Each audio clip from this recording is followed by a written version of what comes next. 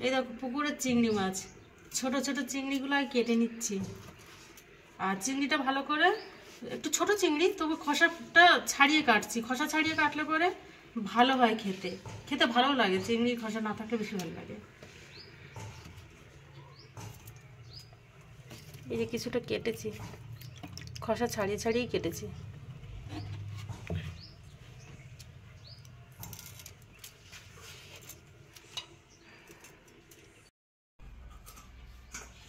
পটলগুলো এখন কেটে নিচ্ছি। এই যে পটল, এগুলো এইভাবে খোসা ছাড়িয়ে নিয়েছি। এরপর আমি এইভাবে এরকম করে গোল গোল করে কেটে নেব। এরকম করে গোল গোল করে কেটে নেব। তো এখন আমি সব পটলগুলোর খোসাগুলো এইভাবে ছাড়িয়ে নিচ্ছি।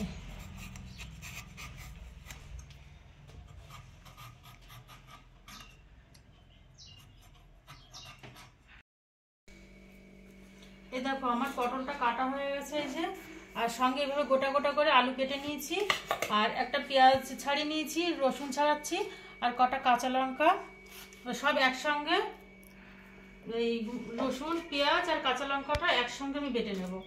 কড়াই বসিয়ে দিয়েছি, কড়াইটা গরম করে নিলাম। এবার আমি দিয়ে দিলাম এর মধ্যে সরষের তেল। এবার আমি চিংড়ি মাছগুলো ভেজে নেব লবণ হলুদ দিয়ে।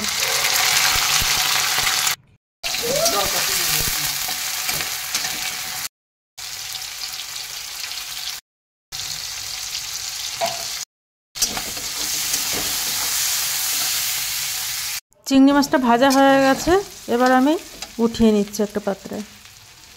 এবারে ওই তেলের ভেতরেই আরেকটু তেল দিয়ে দিলাম। তেলটা আরেকটু গরম করে নেব।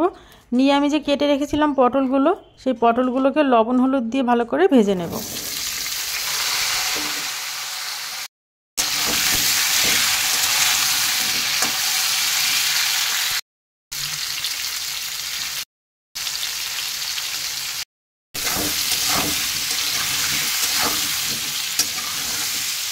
পটলগুলো ভাজা হয়ে গেছে, এবার আমি উঠিয়ে নেব।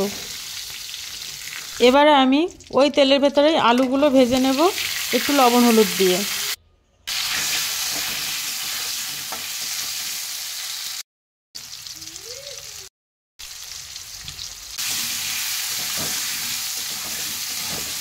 আলুটা ভাজা হতে লাগুক, ততক্ষণে আমি একটা নারকেল কেটে নেব।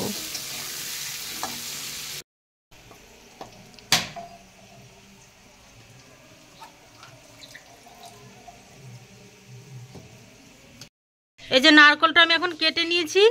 এবারে আমি নারকেলটা ভালো করে দা দিয়ে কেটে নেব, কারণ তোমরা চাইলে এখানে কুড়ানি দিয়ে কুড়িয়ে নিতে পারো, কিন্তু আমি দা দিয়ে কেটে এই মিক্সচারের মধ্যে দিয়ে সেটাকে আমি গরম জলে পরে ভিজাবো।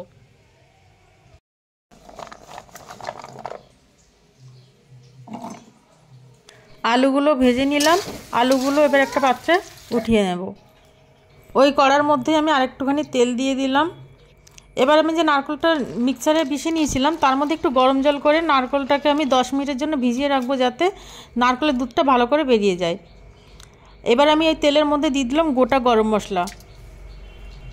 এরপরে আমি পেঁয়াজ কুচানো দিয়ে দিলাম। এখানে আমি একটা পেঁয়াজ কুচিয়ে রেখেছিলাম ছোট ছোট করে, সেটাকে আমি বেরেস্তার মতো করে ভেজে নেব। পেঁয়াজটা যখন ভাজা হয়ে যাবে তখন পেঁয়াজ আর রসুনটা একসাথে বেটে রেখেছিলাম সেটা দিয়ে একটু মশলাটাকে ভালো করে কষিয়ে নেব।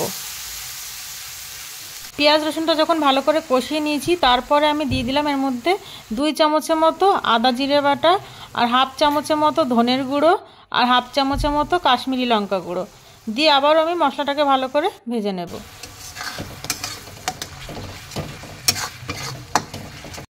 মশলাটার মধ্যে আমি সামান্য একটু জল দিয়ে কষাবো। জল দিয়ে কষালে পরে মশলাটা ভালোভাবে কষে যাবে, আর যতক্ষণ না মানে তেল বেরোবে ততক্ষণ পর্যন্ত আমি কষাবো।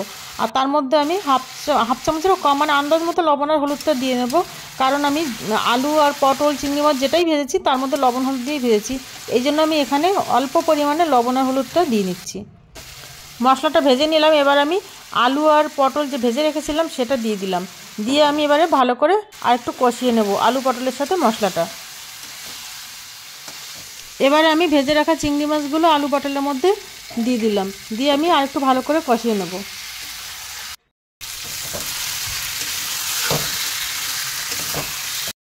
তরকারিটা আমি ভালো করে কষিয়ে নিয়েছি।